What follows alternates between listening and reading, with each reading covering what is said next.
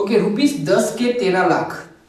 आपने जैसे ये पढ़ा ना तो तुरंत आपको यही लगा कि ये सर कौन से मैथ्स की बात कर रहे हैं, तो कोई मैथ्स की या कोई मैजिक की बात नहीं कर रहा हूँ या कोई ट्रिक नहीं सिखा रहा हूँ। लेकिन आज जो मैं बात करने वाला हूँ वो बात आपके सुन के आपके पैरों के नीचे जमीन निकल जाएगी, क्योंकि कर्मों का क्या हिसाब होता है वो आपको पूरा वीडियो देख के आपको मालूम होगा और पूरी स्टोरी आपको सुननी है। मैं बात कर रहा हूँ कि एक गांव था, एक गांव में एक दुकान थी, दुकान में सेठ बैठा हुआ था और अचानक एक औरत आती है और जो औरत होती है वो औरत उस सेठ को 10 रुपए देती है। तो सेठ बोला 10 रुपए किस बात के है? तो औरत ने बोला कि सेठ जी कल मैंने 100 रुपए का सामान 100 रुपए आपको दिए थे और 70 रुपीस का मैंने सामान खरीदा था, उसमें से आपने मुझे 40 रुपए वापस दिए थे, लेकिन मेरे बनते थे 30 रुपए, तो 10 रुपए बाकी था। मैं कल रात को आई थी लेकिन आपकी दुकान बंद थी, इसलिए मैं आज सुबह देने आई थी। उसने बोला अरे मैडम इसमें क्या है, चलेगा, ऐसा कुछ नहीं है, 10 रुपए की बात नहीं है। तो औरत बोली कि नहीं, मेरा हस्बैंड मर गया है और वो जाते जाते ये सिखा के गया है कि भाई किसी का 1 रुपया भी रखना नहीं है, किसी का 1 रुपया भी रखना नहीं है, वरना वो नहीं देख सकता लेकिन ऊपर वाला तो देखता है।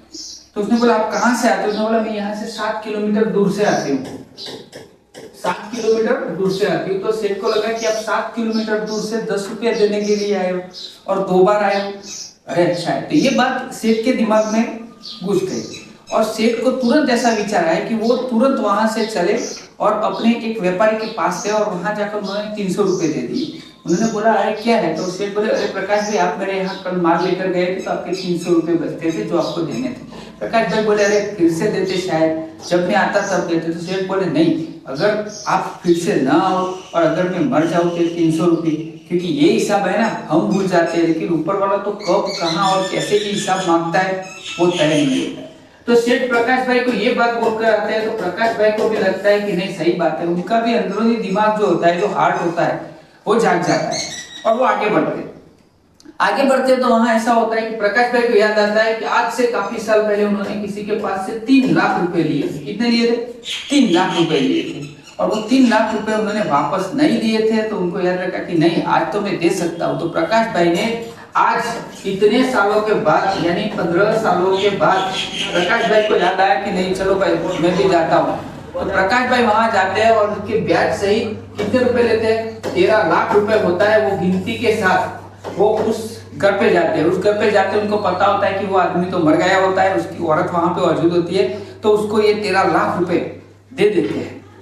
अभी यहाँ पे आपको लगेगा कि सर 10 रुपए से आपने शुरुआत किया और 13 लाख के आके इसमें आश्चर्य की बात क्या है? तो बात यही है कि इन्होंने जिस औरत, जो आदमी मर गया था और जिस औरत को 13 लाख रुपए दिए वो कोई और नहीं थी, यही औरत थी जो 10 रुपए वापस लेने आई थी। इसलिए हमने इस स्टोरी का नाम रखा 10 रुपए के बदले 13 लाख रुपए। तो फ्रेंड्स यही है, आप जैसे कर्म करते हो वो कर्म कहीं ना कहीं आगे आते हैं, आज नहीं तो कल। तो अच्छे कर्म कीजिए, ईमानदारी से लाइफ जीनी चाहिए और सबको अच्छा बोलिए। आप जैसा बोओगे वैसा पाओगे। मिलते हैं नए वीडियो के साथ। हर महादेव, ओम नमः शिवाय।